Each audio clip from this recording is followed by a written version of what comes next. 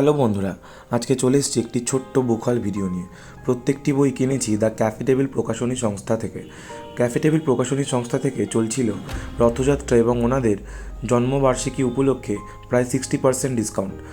এই ডিসকাউন্টটি ওনাদের official website এবং ওনাদের অফলাইন স্টোরেও পাওয়া যাচ্ছিল।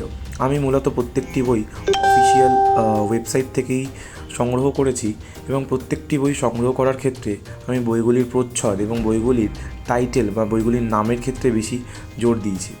প্রত্যেকটি লেখকেরই আমার জন্য নতুন, কোনো লেখকেরই এর আগের কোনো বই আমার পড়া হয়নি, সুতরাং এই প্রথম প্রত্যেকটি লেখকের বই পড়ে দেখা যাক কেমন লাগে। প্রথম বই তুষার সেনগুপ্তের লেখা নোঙর। বইটির ব্লাড পড়ে যেটুকু মনে হয়েছে, বইটি মূলত একজন নাবিকের জীবনে তার জাহাজ যাত্রার ভূমিকা নিয়ে লেখা। জাহাজ যাত্রা তার জীবনে কী কী ইম্প্যাক্ট ফেলে এবং সেই জাহাজ যাত্রাকালীন সময়েরই হয়তো ছোটোখাটো কোনো ঘটনা নিয়েই এই গোটা বইটি বা এই ছোটো নোভেলাটি লেখা হয়েছে। বইটির মুদ্রিত মূল্য 100 টাকা এবং বইটির পেজ সংখ্যা 80টি। বইটি এসছে পেপার ব্যাক কোয়ালিটিতে, কিন্তু পেপার ব্যাক হওয়া সত্ত্বেও বইটির বাঁধন যথেষ্ট মজবুত এবং যথেষ্ট সুন্দর বলে মনে হয়েছে। পরবর্তী বই মেঘের সঙ্গী তপশ্রী পালের লেখা। বইটির নাম এবং প্রচ্ছদ দেখে খুব সহজেই আন্দাজা করা যায় বইটি মূলত ভ্রমণ বিষয়ক একটি বই।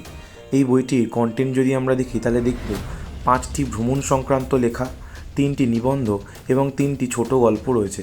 প্রত্যেকটি লেখাই আশা করা যায় ভ্রমণ সংক্রান্তই হবে। এই বইটির মুদ্রিত মূল্য 125 টাকা এবং বইটির মূল পৃষ্ঠা সংখ্যা 95টি। এই বইটিও এসছে পেপার ব্যাকে এবং বইটির কোয়ালিটিও যথেষ্ট ভালো বলে মনে হয়েছে। থার্ড বুক মুহূর্ত কথন। এই বইটির প্রচ্ছদ দেখে একেবারেই আমার পছন্দ হয়ে যাওয়ায় সঙ্গে সঙ্গে বইটি অর্ডার করি। এই বইটি সঞ্চয়িতা বিশ্বাসের লেখা এবং বইটির ব্লাড পড়ে যেটুকু বুঝেছি, লেখিকা মানুষের জীবনের কিছু মুহূর্ত এবং এমন কিছু মুহূর্ত যে সমস্ত মুহূর্তগুলো তাদের গোটা জীবনে একটা ছাপ ফেলে যায় বা কোনো ইম্প্যাক্ট ফেলে যায়, সেই সমস্ত কিছু ছোট ছোট মুহূর্তকে নিয়েই বইটি লিখেছেন।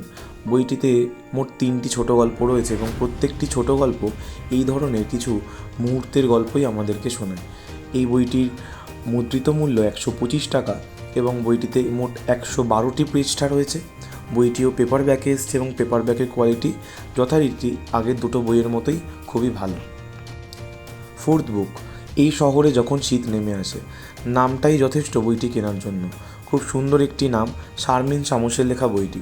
বইটির ব্লাড পড়ে যেটুকু বুঝতে পেরেছি, এটি একটি পূর্ণাঙ্গ উপন্যাস এবং গোটা উপন্যাস জুড়ে ঢাকা শহরের প্রায় 80s এবং 90s সময়কারের সমাজচিত্র ফুটে উঠেছে এবং সেই সমাজে নারীদের ভূমিকা ইত্যাদি বিষয় সংক্রান্ত ঘটনা এই গোটা উপন্যাস জুড়ে উঠে এসছে।